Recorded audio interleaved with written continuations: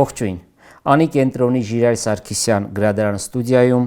զրույցների այս շարքը իրականացնում ենք Ալիք մեդիայի հետ համագործակցաբար։ Շնորհակալություն Հակոբ Հովակիմյան հիշատակի նախաձեռնությանը մեզ օժանդակելու համար։ Զրուցակիցս Վահրամ Աթանեսյանն է։ Պարոն Աթանեսյան,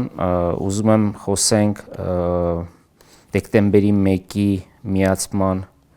այդ որոշման մասին 89 թվականի, որը փաստացիորեն կյանքի չկոչվեց, որտեղ Արցախը հռչակեց իր անկախությունը, Հայաստանը հռչակեց իր անկախությանը։ Ես մի անգամ նույնիսկ մի հոդված եմ գրել, որ այդ նախաձեռնությունից որոշումից օգտվել է միայն Ռոբերտ Քոչարյանը, որտեղ երբ որ ինքը նախագահ էր դառնում Հայաստանում, հենց այդ հղմանը, հենց այդ որոշմանը հղում կատարեցին, արդարացնելու նա իրավունք ունի, թե չունի։ Ինչ եք մտածում այսօր այդ որոշման մասին, որը մտել է նաև մեր հռչակագրի մեջ, անուղղակի սահմանադրության մեջ, եւ մինչեւ այսօր Ադրբեջանը դա պահանջում է, որ մենք չեղարկենք, չգիտեմ, որ հանենք այդ հղումը սահմանադրությունից։ Ադրբեջանի հղումները, Ադրբեջանի չասեմ պահանջները, անհանգստությունները հասկանալի են։ Ինձ համար ավելի շատ անհասկանալի է, թե ինչու այս փուլում Հայաստանը համար չափազանց վտանգավոր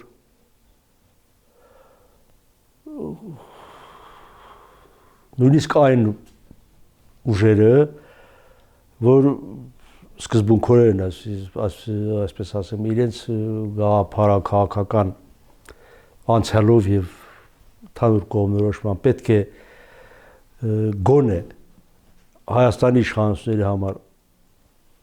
խորհրդատվական տեղեկություններ ներկայացնեն,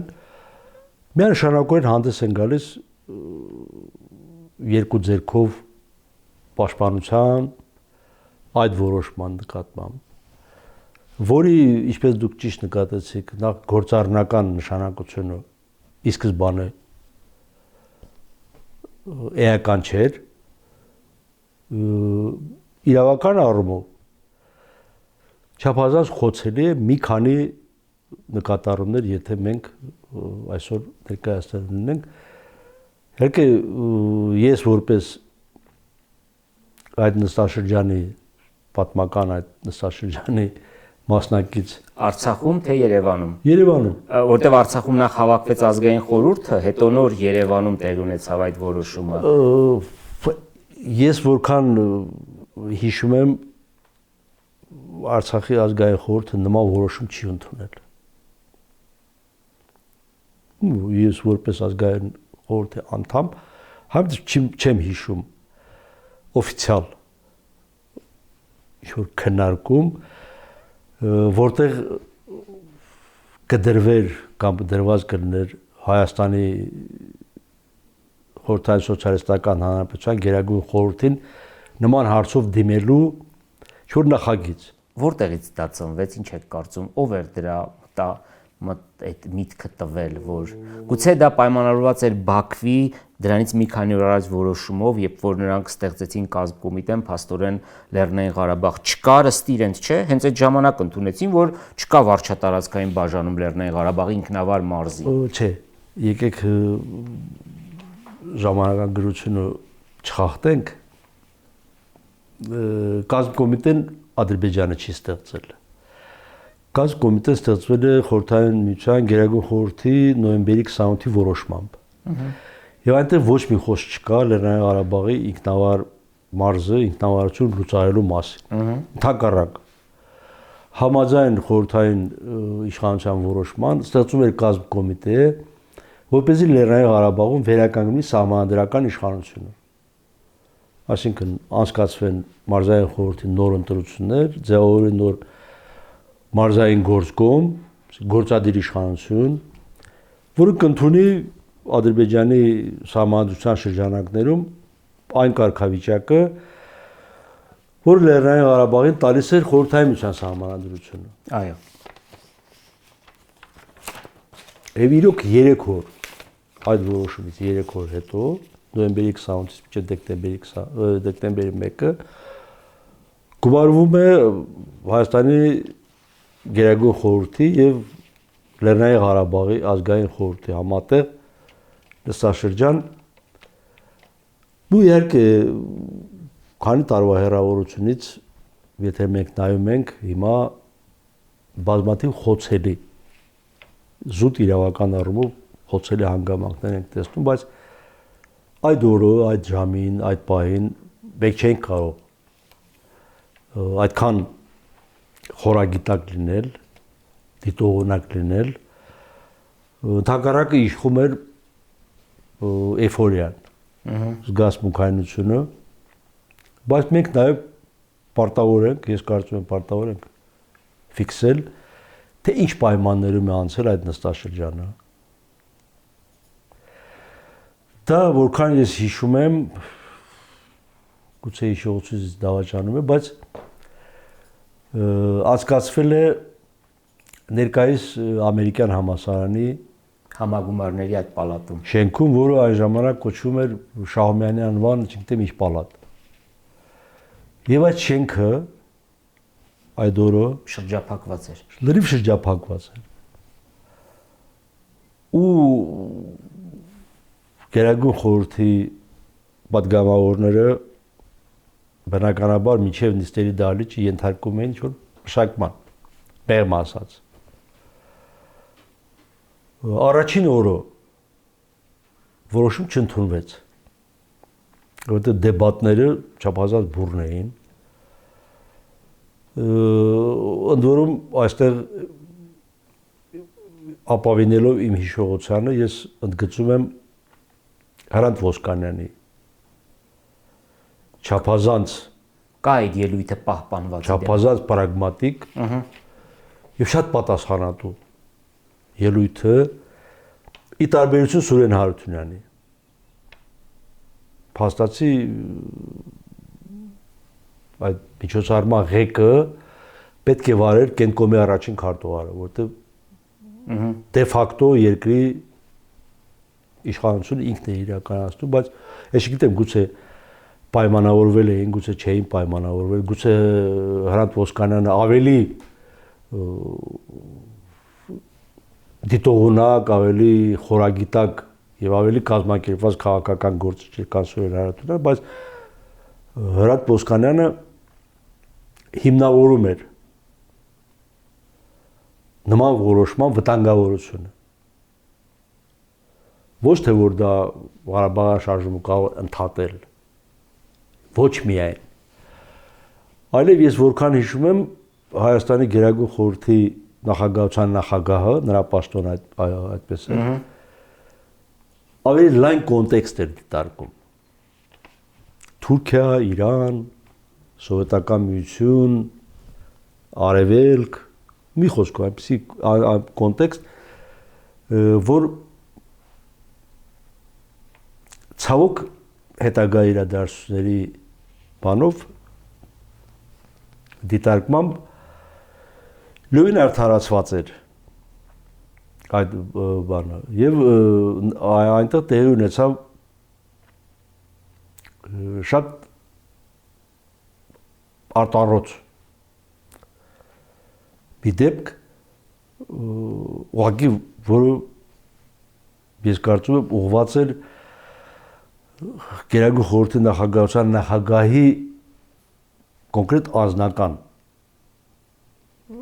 դիրքորոշման ճշտորոշմանը Իգոր Մուրադյանը դահլիճից բարձրացավ նախագահություն եւ Գերագույն խորհրդի նախագահության նախագահի ոտքերի տակ փռեց խորհրդային Ադրբեջանի դրոշ։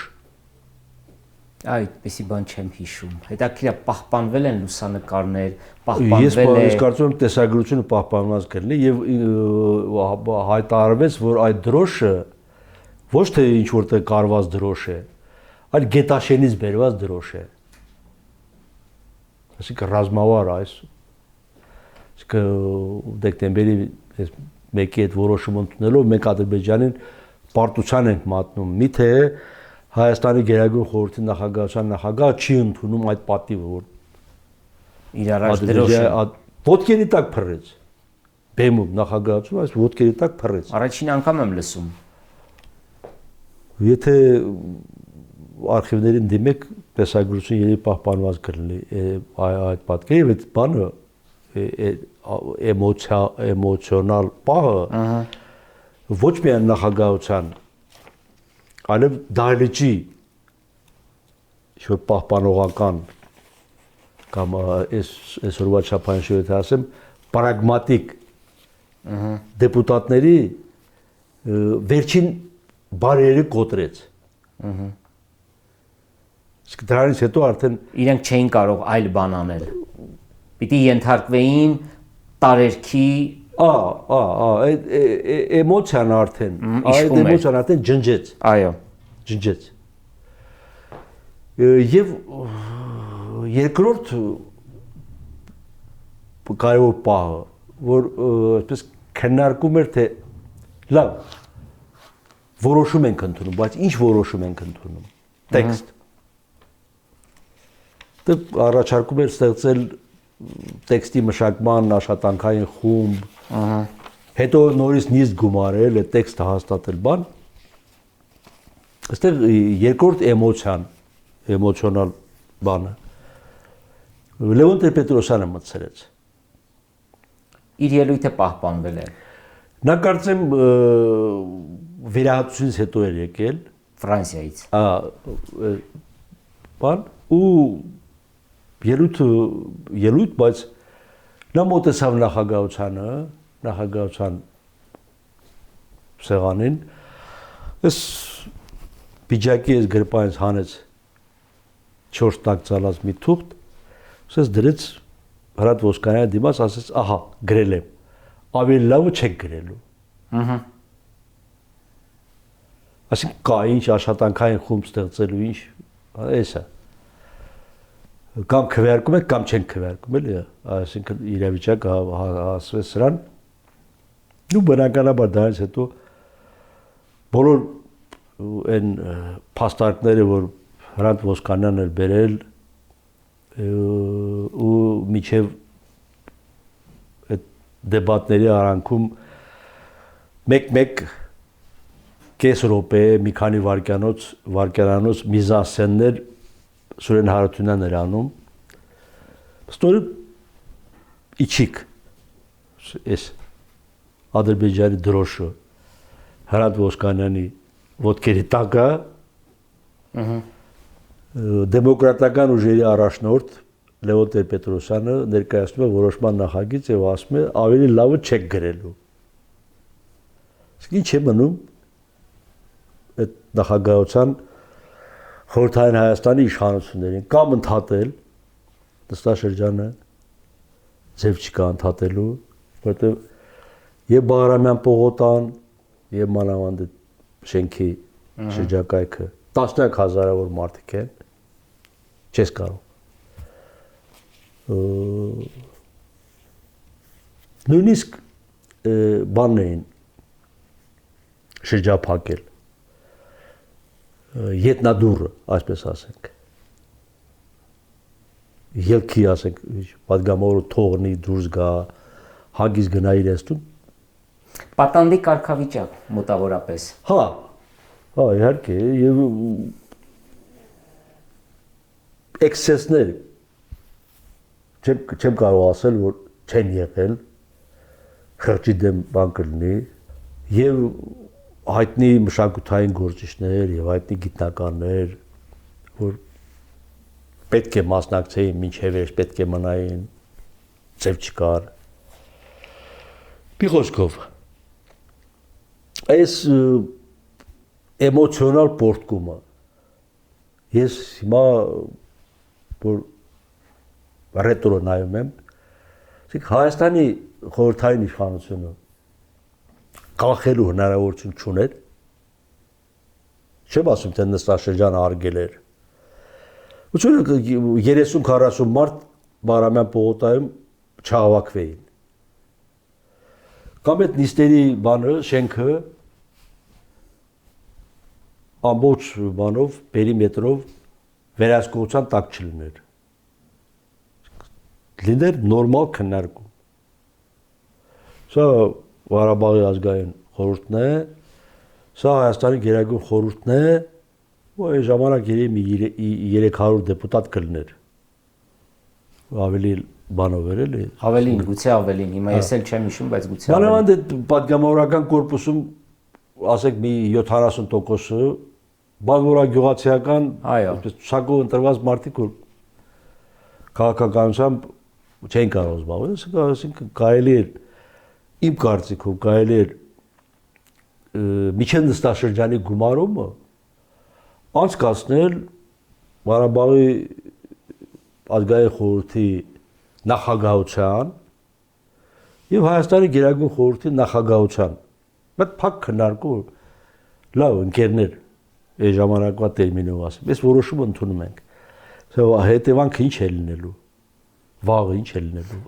ես հիշեցնեմ ընդհանրապես ամիսներ անց ավելի կոնկրետ 90 թվականի օգոստոսին երբ որ Տեր-Պետրոսյանը ընտրվեց Հայաստանի Գերագույն խորհրդի նախագահ փաստացի դառնալով երկրի առաջնորդ եւ Տեր-Պետրոսյանը եւ մի 20-25 падգամավորներ որոնցից աչքիս առաջը Ռաֆայել Իշխանյանն է ամեն ինչ անում էին հնարավոր ամեն բան անում էին որ հռչակագրի մեջ այս հղումները չլինեն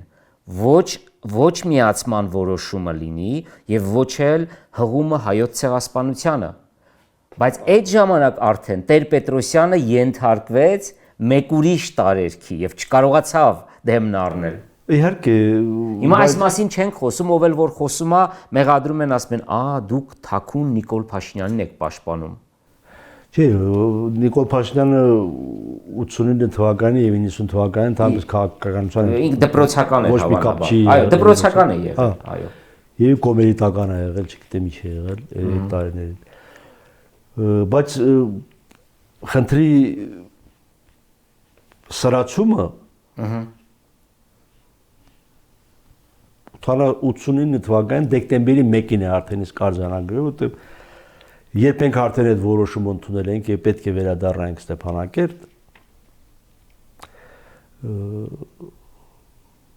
Խոջալուն արդեն Ստեփանակերտի թրիչկադաշտը պայթեցրել էր։ Այդ գիշեր մենք Երևան ենք եկել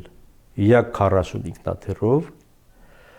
Երևանից Ստեփանակերտ ենք վերադարձել ուղղաթիռով։ Հա, այլևս չէիք կարող մի քանի օր մինչև կվերականգնեին բանը, ու կոնկրետ դեկտեմբերի 1-ին մենք չկարողացանք։ Դեկտեմբերի 1-ի օրվա երկրորդ կեսին մենք գնացինք Զվարթնոց օդանավակայան, այն ժամանակ Էրեբունին փակ էր, որ պետք է թռնեինք Ստեփանակերտ, ասացին, որ Խոջալուի ղոչիները, այսպես ասենք, իրենց ազգային ճակատի ենթականները կամ չգիտեմ թրիչկուղի պայթեցրել են, թրիչկուղու ինչ-որ մի հատված չի գործում եւ ինքնաթիռները չեն թռնում։ Մենք Ստեփանակերտ ենք վերադարձել ուղղաթիռով։ Գումարած դրան դեկտեմբերի 30-ին դեկտեմբերի 30-31-ին Խորհրդային միության պատմության մեջ աննախադեպ երևույթ է տեղի ունեցել։ Նախիջևանում Իրանի հետ ամբողջ սահմանը քանդվեց եւ տեղի ունեցավ Արաքսի ջրերում համաադրբեջանական եղբայրության օծման արարողություն։ Հիմա մինչև այսօր Ադրբեջանի տոնացույցում այդ օրը նշվում է ադրբեջանցիների համաշխարհային համերաշխության օր, դեկտեմբերի 31։ Այսինքն մենք ինչ ստացանք։ Մենք ստացանք դրանից մի քանի օր հետո Խորհրդային միության արտաքին գործերի նախարար Էդվարդ Շևարդնաձեի հայտարարությունը, որ նախիջևանցիների բողոքը արդարացի է եւ Խորհրդային միությունն ու Իրանի Իսլամական Հանրապետությունը պետք է մտածեն ավելի նորմալ անցումային ռեժիմ սահմանելու մասին։ Այո։ Այսինքն իրենք էլ միացան իրանական Ադրբեջանին։ Եվ զարմանալի բան է, ինչու այդ համերաշխությունը չկատարվեց խորհրդաթուրքական սահմանին։ Չէ՞ որ Նախիջևանի հատվածում Թուրքիայի հետ փոքր սահման կա, այո։ Դե փոքր մեծ կապ չունի։ Թող այդ 5 կիլոմետրանոց հատվածը քանդեին, ոչ թե միջև Լենքորան, ինչքան Իրանի հետ սահման կար, քանդեցին։ ինչու էր դա ուղղված հատկապես Իրանի Իսլամական Հանրապետության ուղղությամբ, ոչ թե Թուրքիայի։ Ով էր Թուրքիային ապահովագրում։ Դա ամբողջ բանից, մախինացիայից։ Ինչու։ Եվ ի վերջո այն ապստամբությունը, որ Ադրբեջանում նախապատրաստվում էր, տեղի ունեցավ դեկտեմբերի 1-ի որոշման դեմ ադրբեջանական ժողովրդի բուռն զայրույթի ֆոնով։ Հունվարի 12-ին 13-ին ջարդերը Բաքվի։ Հիմա մենք ասում ենք ջարդեր։ Ըստ էության դա հակահայկական ջարդ չի եղել։ Ըստ էության դա կազմակերպվել է Խորհրդային Միության դեմ որպես ապստամբություն, զինված ապստամբություն։ Վեզիրովի դեմ, որպեսզի Հեյդար Ալիևը վերադառնա Ադրբեջան խորհրդային իշխանության ղեկավար որպես։ Եվ դրա համար պետք էր հայերին ջարդել։ Դրա համար պետք էր ապստամբություն կազմակերպել, այնտեղ ճշմարտությունը խոսենք։ 1990 թվականի հունվարի այդ դեպքերի դրությամբ Բաքվում մնացել էր մի քանի տասնյակ հազար հայ։ Այն 200-300 հազար հայությունը Սումգայիցից հետո արդեն այո հիմնականում իրենց հարցերը լուծել էին 50-60 հազար հայ եւ հայկական ջարդերը կանգնեցնելու գործում պետք է ազդել լինենք ավելի մեծ ներդրում ունեցել է Ադրբեջանի ժողովրդական ճակատը քան Ադրբեջանի կոմունիստական իշխանությունը։ Այդ մասին շատ է գրվել։ Ադրբեջանում էլ է շատ գրվել, որ սա փաստացի կենտրոնի կազմակերպածներ ավելի շատ եւ ոչ թե ժողջակատի։ Այո։ Այդ ապստամբությունը կազմակերպվել է որպեսզի Խորհրդային Միության գլխավոր դատախազությունը Հեյդար Ալիևի դեմ քրեական գործ չարուցի։ Բազմաթիվ ադրբեջանցի փորձագետներ, քաղաքագետներ վկայում են, որ Բաքվի երկու էլիտար հյուրանոցները դեկտեմբերի սկզբից հատկացված է եղել Խորհրդային Միության գլխավոր դատախազության քննչական խմբին։ Մի քանի 100 մարդուց բաղկացած քննչական խումբ, որ պետք է 1969 թվականից մինչև 1982 թվականը այդ երբ Հեյդարը Ադրբեջանի կենտրոնում առաջ կա, այդ շրջում գործունեությունը տար առ տար ուսումնասիրելու։ Եվ այդ որոշումը կայացվել է Ադրբեջանի այն ժամանակվա կենտրոնի քարտուղար Վեզիրովի խնդրանքով։ Ու որպեսզի այդ գործը չբացահայտվի, մարդ իր կրեատուրային Ադրբեջանում եղած իր ամբողջ կրեատուրային հանձնարարել է, որ պետքա կազմակերպեք այս բան։ Եվ այդ sense բանը կազմակերպելու համար որպես ֆոն ինչ են ընդունել։ Հայաստանը Ղարաբաղը միացրել է իրեն, Վեզիրովը անգործության է մատնված, չի կանխում,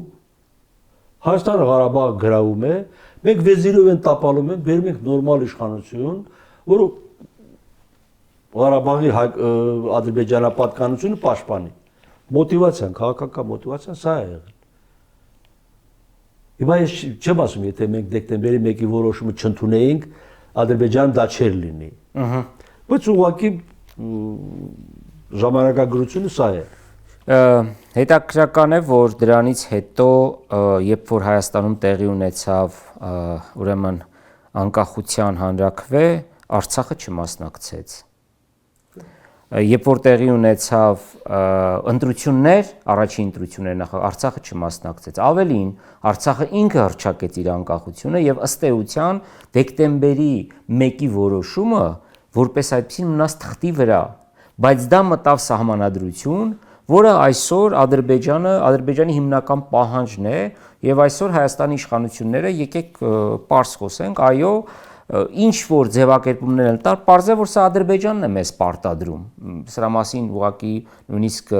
արդար չէ ասել, որ չէ, մենք մեր ներսի բանի համար ենք անում։ Պարզ է, որ Ադրբեջանն է պահանջում։ Ասում եմ, միջև դա չանեք, պայմանագիր խաղաղության չենք ստորագրի։ Չեմ ասում, որ դա անենք, կստորագրեն, կարող է դրանից հետո էլի պահանջներ լինեն, բայց փաստ է, որ պահանջն է։ Հիմա մենք ինչ պետք է անենք այս պայմաններում։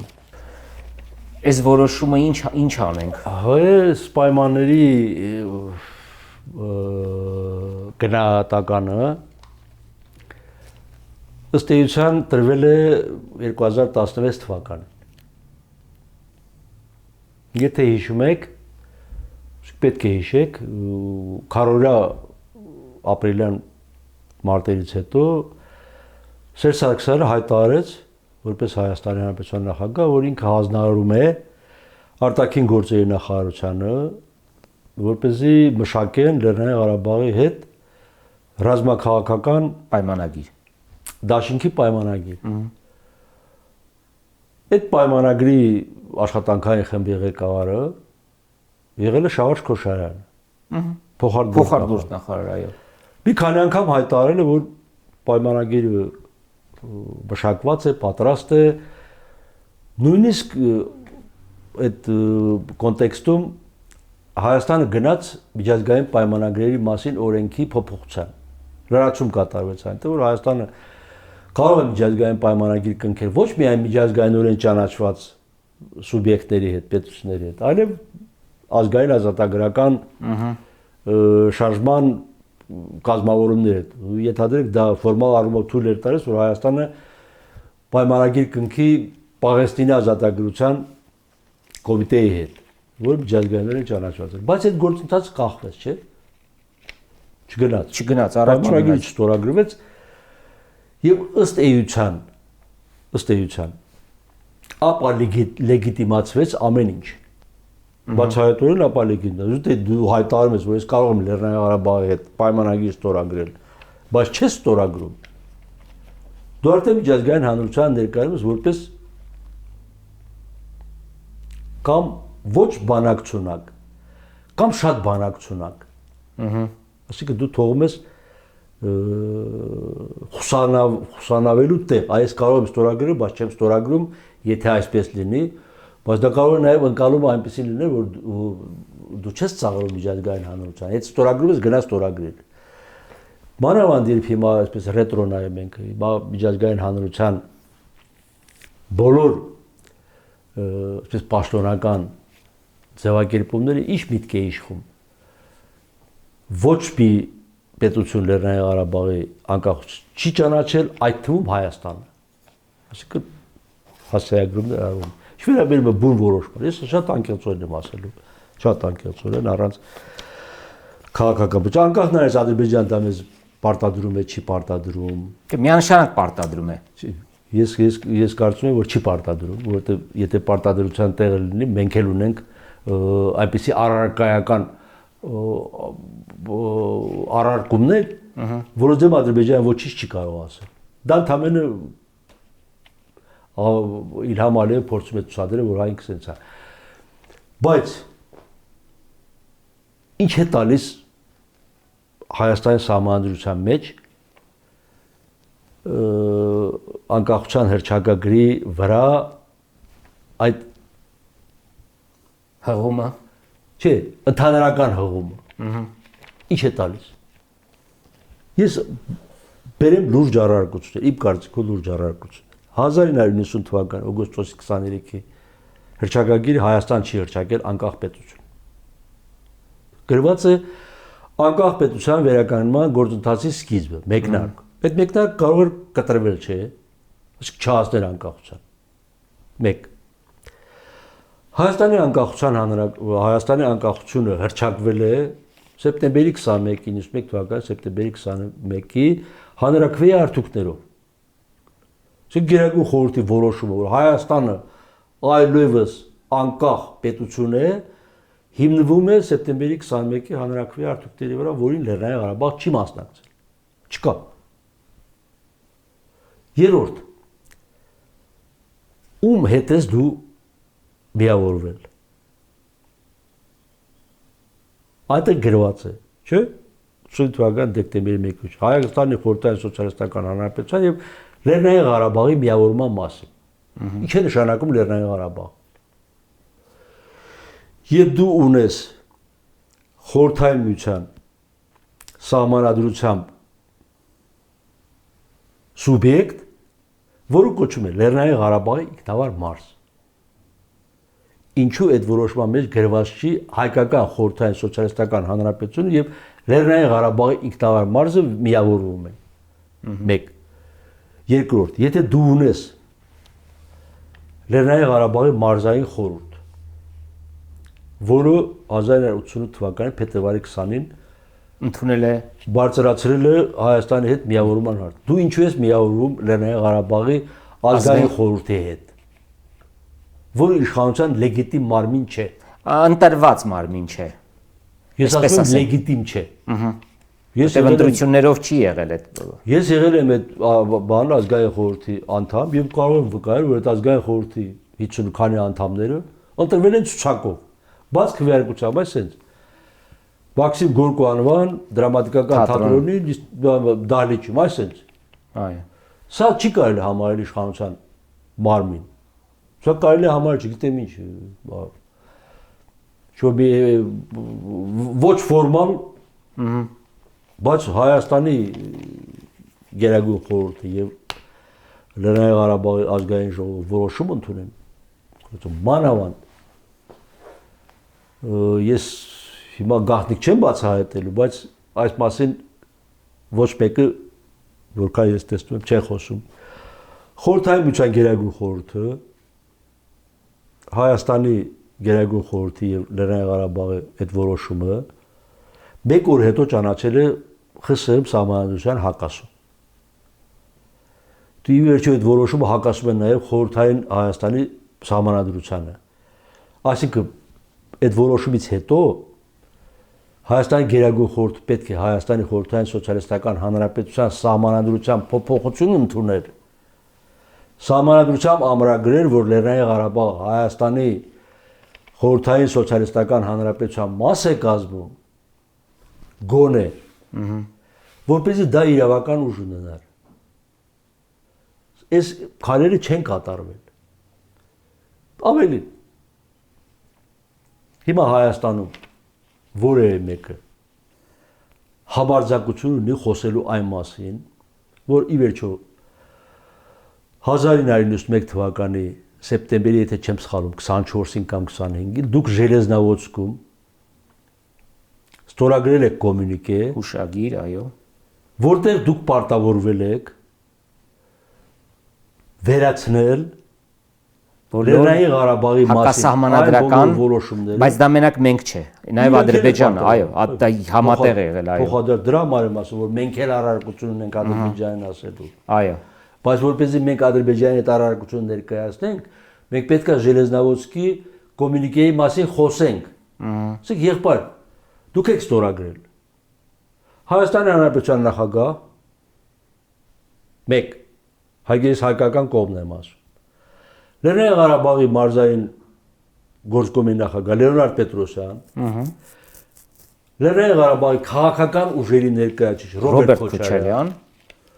Շահումյանի հայկական համայնքի ներկայացուցիչ Ոսկանյան, թե Ոսկան կներեք, Թովմարտիզների ազգանունը մոռացել եմ։ 4 հայ ներկայացուցիչ Ժելեզնավոցկում ստորագրել եք, որ